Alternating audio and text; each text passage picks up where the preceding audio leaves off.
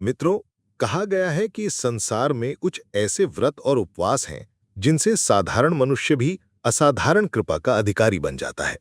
मासिक शिवरात्रि ऐसा ही व्रत है। ये केवल एक तिथि या परंपरा नहीं, बल्कि भगवान शिव से जुड़ने का माध्यम है। हर महीने कृष्ण पक्ष की चतुर्दशी की गहरी रात में भक्त उपवास और जागरण कर शिव की उपासना करते हैं। शास्त्र कहते हैं कि ये व्रत करने वाला पापों से मुक्त होकर शिवधाम प्राप्त करता है। पर प्रश्न ये है कि ये व्रत इतना फलदायी क्यों है? इसका उत्तर हमें एक प्राचीन कथा में मिलता है, जो आज भी भक्ति का प्रेरणा स्रोत है। स्कंद पुराण और पद्म पुराण में इसका महत्व विस्तार से वर्णित है। एक बार माता पार्वती ने भगवान शिव से पूछा, स्वामी, ऐसा कौन सा व्रत है जिससे साधारण गृहस्थ भी आपकी कृपा पा सके? तब शिवजी बोले, देवी, प्रत्येक मास की कृष्ण पक्ष चतुर्दशी को मासिक शिवरात्रि कहते हैं। इस दिन उपवास, रात्रि जागरण और श्रद्धा से मेरा स्मरण करने वाला सभी पापों से मुक्त होकर मेरे धाम को प्राप्त करता है। इस व्रत से जीवन के दुख दर्द मिट जाते हैं और शांति मिलती है। अब सुनिए वो कथा जिससे इस व्रत की महिमा प्रकट हुई। मित्रों, बहुत समय पहले की बात है। घने जंगलों और छोटे छोटे गांवों से घिरे एक प्रदेश में चित्रभानु नामक शिकारी रहता था। उसका जीवन एक ही साधन पर टिका था, शिकार। हर दिन वो जंगल जाता, जानवरों का शिकार करता और उनके मांस को बेचकर अपने परिवार का पेट पालता। उसका जीवन साधारण था, परंतु संघर्षों से भरा हुआ। एक ओर परिवार की जिम्मेदारियां थीं, दूसरी ओर रोज रोज की भूख प्यास और अनिश्चित भविष्य। समय बीतता गया। एक दिन ऐसा आया जब चित्रभानु पर विपत्ति टूट पड़ी। उसके घर में खाने को अनाज न बचा, बच्चे भूखे थे और पत्नी की आंखों में चिंता। विवश होकर उसे गांव के एक साहूकार से कर्ज लेना पड़ा। उस समय उसे उम्मीद थी कि आने वाले दिनों में अधिक शिकार मिलेगा और वो धीरे धीरे कर्ज चुका देगा। परंतु किस्मत जैसे उससे रूठ गई थी। कई दिनों तक जंगल खाली रहा, कोई बड़ा शिकार हाथ नहीं लगा। उसकी थैली खाली होती गई और कर्ज चुकाने की तारीख नजदीक आती गई। आखिरकार वो दिन आ गया जब साहूकार ने अपना बकाया मांगा। चित्रभानु खाली हाथ था। उसने साहूकार से समय मांगा, लेकिन साहूकार ने उसकी दलीलें सुनने से इनकार कर दिया। क्रोध और अहंकार में भरकर उसने चित्रभानु को पकड़ लिया और गांव के शिव मठ में बंदी बना दिया।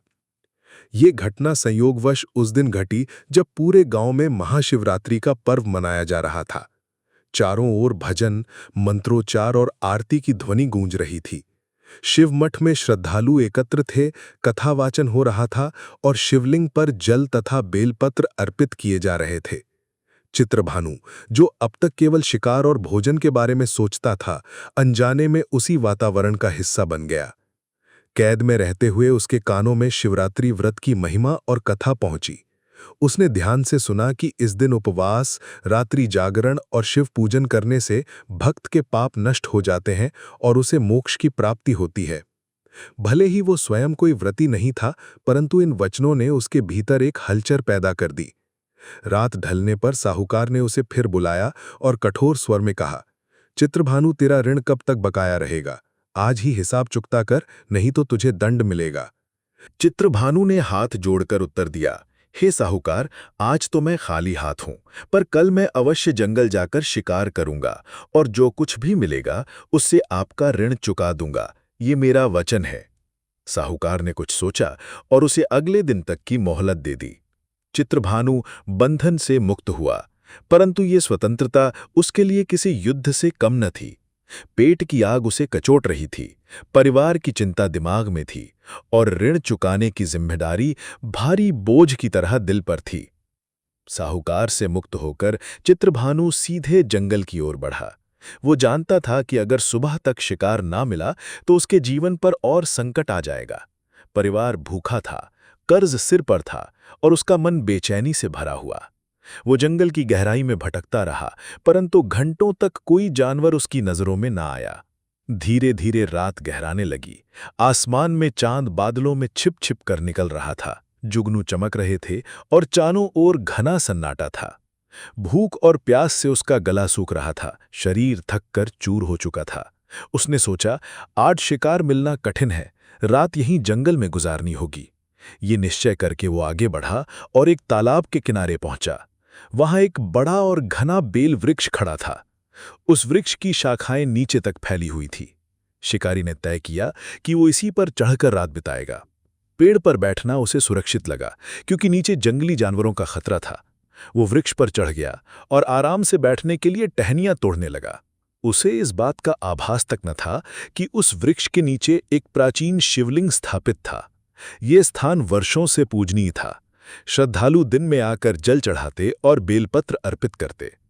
चित्रभानु जैसे ही टहनियां तोड़ता, बेल के पत्ते अनजाने में टूटकर नीचे गिरते और सीधे शिवलिंग पर जा चढ़ते। उसे इसकी कोई जानकारी नहीं थी, पर वास्तव में वही उसके जीवन का मोक्ष द्वार बन रहा था। रात्रि की नीरवता में चित्रभानु अपने विचारों में खो गया। भूख ने उसे व्याकुल किया, प्यास ने उसे कमजोर कर दिया, परंतु इसी बीच जंगल की शांति ने उसके मन को विचित्र ढंग से शांत भी कर दिया। उसके कानों में दिन में सुनी गई शिवरात्रि की कथा गूंज रही थी कि जो इस दिन उपवास करता है, जागरण करता है और भगवान शिव की पूजा करता है, उसे अनंत फल प्राप्त होता है। वो मन ही मन सोचने लगा, आज तो मुझे भोजन नसीब नहीं हुआ। इसका अर्थ ये हुआ कि मैं उपवास पर हूं। रात भर जंगल में जागरण करना ही है और अनजाने में ये पत्ते किसी देवस्थान पर गिर रहे हैं, तो शायद ये भी कोई पूजा बन रही है। चित्रभानु का मन इन बातों में डूबा ही था कि तालाब के पास पानी की हल्की आवाज आई। उसने ध्यान दिया तो देखा कि एक गर्भवती हिरणी धीरे धीरे तालाब की ओर बढ़ रही है। शिकारी की आंखों में चमक आ गई। भूख से व्याकुल वो तुरंत सतर्क हुआ और अपने धनुष पर बाण चढ़ा लिया। यही उसका अवसर था। उसने सोचा, अब शिकार हाथ आया है, इससे मेरा परिवार भी तृप्त होगा और साहूकार का ऋण भी चुक जाएगा। उसने प्रत्यंचा खींची ही थी कि हिरणी का स्वर गूंजा, हे शिकारी, मैं गर्भवती हूं। मेरे भीतर 2 जीवन पल रहे हैं। यदि तुम मुझे मारोगे तो ये अन्याय होगा। मुझे जीवन दान दो। मैं बच्चे को जन्म देकर लौट आऊंगी और तब तुम चाहो तो मुझे मार लेना। चित्रभानु चौंक गया। वह कठोर हृदय वाला था, पर इस निवेदन ने उसके मन में हलचल मचा दी। वह कुछ पल सोचता रहा और फिर धीरे से प्रत्यंचा ढीली कर दी। हिरणी तुरंत झाड़ियों में लुप्त हो गई। उसी क्षण उसके धनुष से छूटे कुछ और बेलपत्र नीचे गिरे और शिवलिंग पर अर्पित हो गए। इस प्रकार अनजाने में उसका पहला प्रहर का पूजन पूर्ण हुआ। रात अभी लंबी थी और ये तो बस शुरुआत थी। गर्भवती मृगी को जीवन दान देने के बाद चित्रभानु कुछ देर तक स्तब्ध बैठा रहा। उसका मन विचित्र द्वंद्व से भर गया। एक ओर पेट की ज्वाला उसे तीर चलाने के लिए उकसाती थी, दूसरी ओर उस निरीह प्राणी के शब्द उसके कानों में गूंजते थे, मेरे भीतर 2 जीवन पल रहे हैं। यह वाक्य उसके हृदय को छू गया था। वह सोचने लगा, क्या सचमुच मैं इतना निर्दयी हूं कि एक अजन्मे जीवन को भी नष्ट कर दूं? रात का अंधकार और भी गहरा हो गया। जंगल की नीरवता में केवल झींगुरों और उल्लुओं की आवाज सुनाई दे रही थी। चित्रभानु बेल वृक्ष पर बैठा अपनी व्याकुलता से जूझ रहा था। उसके हाथ अनजाने ही शाखाएं तोड़ते रहे और पत्ते नीचे गिरते रहे। हर पत्ता जैसे किसी अदृश्य शक्ति के आदेश से शिवलिंग पर चढ़ रहा था, पर शिकारी को इसका भान तक न था। इसी बीच कुछ समय बीता और तालाब के किनारे से सरसराहट की आवाज आई। उसने ध्यान से देखा तो एक और मृगी पानी पीने आई। ये दूसरी हिरनी थी, जिसकी चाल में एक विशेष प्रकार की थकान और विरह की बेचैनी झलक रही थी। चित्रभानु के भीतर भूख का वेग फिर जागा। उसने तुरंत धनुष उठाया और बाण चढ़ा लिया। उसका मन कह रहा था, पहली बार गलती कर दी, इस बार चूकना नहीं है। परिवार की भूख, साहूकार का ऋण, सब इसे एक बाण पर टिका है। जैसे ही उसने तीर साधा, मृगी ने विनम्र स्वर में कहा, हे शिकारी, अभी मैं ऋतु से निवृत्त हुई हूं और अपने प्रिय की खोज में भटक रही हूं। मेरा हृदय विरह से तप रहा है। मुझे अभी मत मारो। मैं अपने पति से मिलकर शीघ्र ही तुम्हारे सामने लौट आऊंगी। तुम चाहो तो तब मुझे मार लेना। इन शब्दों ने शिकारी के हाथ रोक दिए। उसका कठोर हृदय फिर पिघल गया। उसने सोचा, पहले गर्भिणी मृगी ने जीवन मांगा और अब ये अपनी प्रेम व्यथा सुना रही है। क्या ये सब संयोग है या किसी अदृश्य शक्ति का खेल? वो क्षण भर के लिए विचलित हुआ और फिर प्रत्यंचा ढीली कर दी। मृगी झटपट अंधेरे में गायब हो गई। तीर की ढीली प्रत्यंचा से फिर कुछ बेलपत्र टूटे और शिवलिंग पर गिर गए। इस प्रकार दूसरे प्रहर का पूजन पूर्ण हो गया। अब तक चित्रभानु को अपनी स्थिति और अधिक कठिन लगने लगी थी। उसने मन ही मन बुदबुदाया, 2 बार शिकार हाथ आया और 2 बार मैंने छोड़ दिया। पेट की आग बुझी नहीं बल्कि और बढ़ गई है। साहूकार से किया वादा भी अधूरा है। यदि पूरी रात इसी तरह निकल गई तो कल का दिन और भारी होगा। वो अपने विचारों में उलझा रहा, पर एक अजीब सी शांति उसके भीतर भी उतर रही थी, जैसे किसी अनदेखी शक्ति ने उसके हाथ रोक दिए हों। उसकी भूख भले शांत न हुई हो, पर उसका हृदय पहले से हल्का और शांत लगने लगा। वो समझ नहीं पा रहा था कि ऐसा क्यों हो रहा है। दूसरी मृगी को जीवन दान देने के बाद चित्रभानु का मन भारी हो चुका था। भूख से उसका शरीर कांप रहा था, प्यास से गला सूख रहा था और नींद उसकी आंखों को दबोच रही थी। परंतु परिस्थितियों ने उसे जागृत रहने पर मजबूर कर दिया। बेल वृक्ष की डाल पर बैठा वो बार बार सोचता, कितनी मूर्खता कर दी मैंने। 2-2 बार शिकार सामने आया और मैं अपने हाथ बांध बैठा रहा। परिवार भूख से तड़प रहा होगा, बच्चे रो रहे होंगे, पत्नी की आंखों में चिंता होगी, और मैं यहां खाली हाथ बैठा हूं। जैसे ही ये विचार उसके मन में उठे, तभी तालाब के किनारे हलचल हुई। उसने देखा कि एक तीसरी मृगी अपने नन्हे बच्चों के साथ वहां आई है। बच्चों की चंचलता देखकर शिकारी की आंखों में चमक दौड़ गई। उसके मन ने कहा, अब तो ये मौका हाथ से नहीं जाने दूंगा। एक बार ये शिकार मिल गया तो परिवार की भूख भी मिटेगी और साहूकार का कर्ज भी उतर जाएगा। यही सही समय है। उसने तुरंत धनुष पर तीर चढ़ाया और पूरी ताकत से प्रत्यंचा खींची, पर जैसे ही वो तीर छोड़ने वाला था, मृगी ने करुण स्वर में कहा, हे शिकारी, इन मासूम बच्चों को देखो, ये मेरे जीवन की धरोहर हैं। यदि आज तुम मुझे मार दोगे तो ये अनाथ हो जाएंगे। मुझे थोड़ी मोहलत दो, मैं इन्हें इनके पिता के पास सुरक्षित छोड़कर अवश्य लौट आऊंगी। जैसे तुम्हें अपने बच्चों की चिंता सताती है, वैसे ही मुझे भी। मेरा विश्वास करो, मैं वचन देती हूं। मृगी के इन शब्दों ने शिकारी को भीतर तक झकझोर दिया। वो व्यंग ने हंस पड़ा और बोला, मैं क्या मूर्ख हूं, सामने आए शिकार को बार बार छोड़ दूं? पहले 2 बार ऐसा कर चुका हूं और अब तीसरी बार भी। मेरे बच्चे भूख से तड़प रहे होंगे, साहूकार मेरा गला दबाएगा, और तुम कहती हो कि मैं तुम्हें छोड़ दूं? मृगी की आंखों से आंसू बहने लगे। उसने फिर धीमे स्वर में कहा, शिकारी, ममता सबके लिए समान होती है। तुम्हें अपने बच्चों की व्यथा याद है तो मेरी भी सुनो। मैं तुम्हारे सामने लौटकर आऊंगी, ये मेरा प्रण है। इन शब्दों ने चित्रभानु के भीतर एक संघर्ष खड़ा कर दिया। एक ओर भूख और कर्तव्य का बोझ था, दूसरी ओर उस मृगी की करुण पुकार। कुछ क्षण तक उसका हाथ तना रहा, फिर धीरे धीरे प्रत्यंचा ढीली हो गई। तीर वापस रख दिया गया और मृगी अपने बच्चों को लेकर जंगल की ओर चली गई। धनुष की ढील से टूटे कुछ बेलपत्र फिर शिवलिंग पर गिरे। इस प्रकार उसका तीसरे पहर का पूजन भी पूर्ण हुआ। अब शिकारी का मन बेचैन था। उसने सोचा, 3 बार मैंने शिकार खो दिया। यदि अब भी हाथ खाली रहा तो जीवन भर पछताना पड़ेगा। इसी चिंता में वो डूबा ही था कि तभी जंगल के उसी मार्ग से एक बलवान मृग प्रकट हुआ। उसका शरीर हष्टपुष्ट था, चाल दृढ़ और आंखों में गंभीरता। चित्रभानु ने सोचा, बस यही अवसर है, अब की बार मैं पीछे नहीं हटूंगा।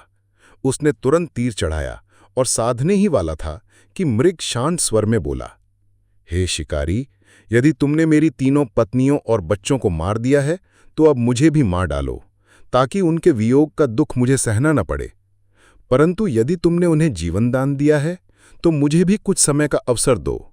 मैं उनसे मिलकर तुम्हारे सामने लौट आऊंगा, तब तुम जैसा चाहो वैसा कर लेना।